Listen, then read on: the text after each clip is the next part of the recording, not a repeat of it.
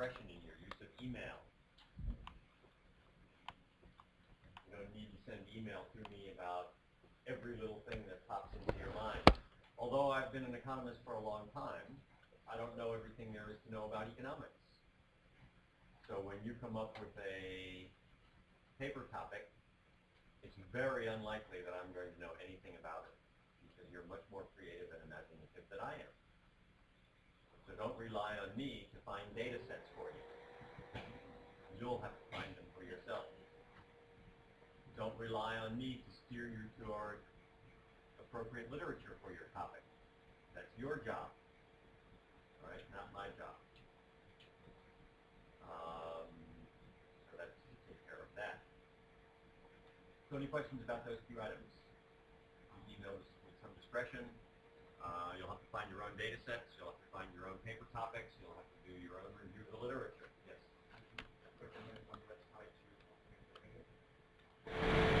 Probably not, because I don't know everything there is to know about economics. I couldn't even begin naming websites. Or looks like attendance is a little bit lighter today than the other day. Also, I thought we were doing slides lectures. I don't see any microphone to pick it up. Anyway, that's good. There are gazillions of data sets out there. I couldn't even begin to suggest data sets for the many different research projects that people come up with. There is an economics librarian over in Paley, and they know stuff like that. If you happen to have been writing, if by some quirk of fate you happen to have chosen a topic that's somehow related to something that I have worked on, then I might be able to steer you toward the database. But there's just no way that I could know all the multitude of databases that are out there. And in my own searches for data, I use Google. You type the name in the little search bar, and you keep refining it or altering the words that you're searching on until you get what you want. For example, for the research that I'm doing with Dr. Mara and Dr. Hearn on the consumption of bushmeat in Equatorial Guinea, we needed daily rainfall data on Bioko Island. Well,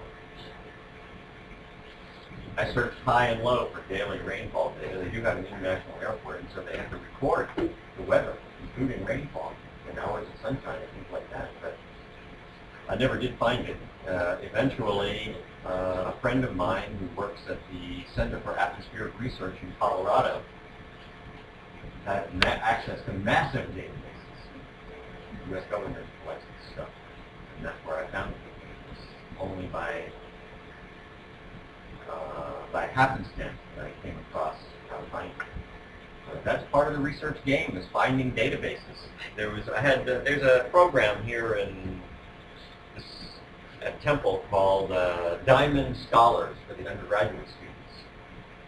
And this past year I had a kid come to me and he wanted to write about alcohol consumption and tax policy in control versus non-control states. And he thought a complete database about alcohol consumption, including prices and quantities, all adjusted for inflation and alcoholic content of the beverage and so on and so forth, that this was just going to land in his lap, ready to go. Well, those good things don't happen. So he spent many months finding different data sources and then stitching them together. That's the research game. That's what it's all about.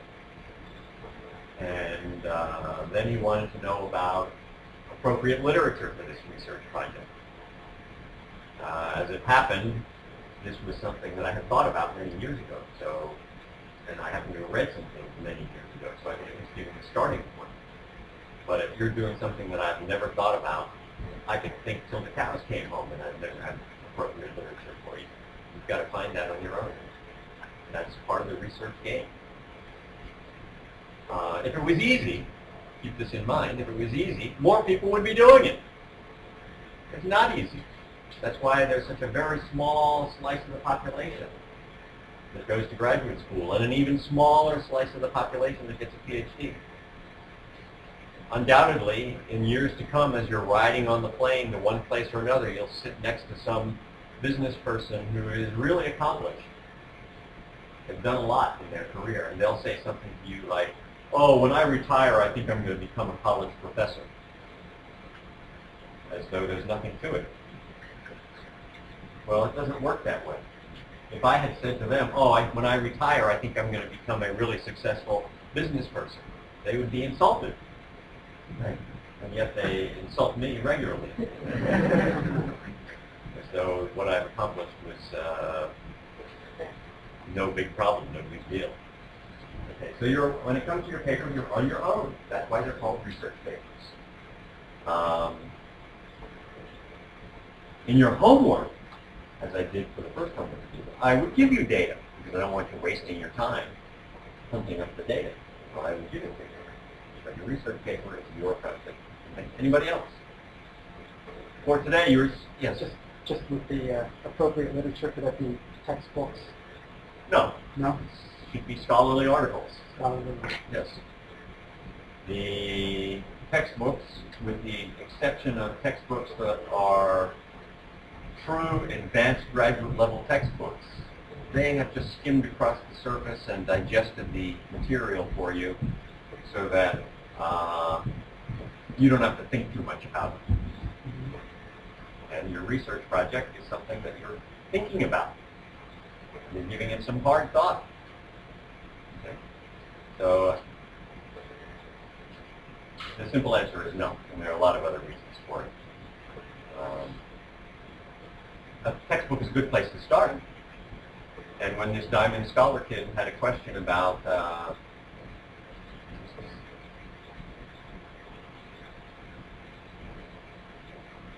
I did start him off with a little bit of textbook reading. He had a question about what was the difference between Hicksian, Marshallian demand.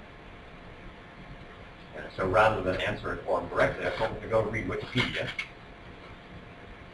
and then go look at the textbook, the microtheory textbook by Mas-Colell, and then come back and I made him tell me what the difference was.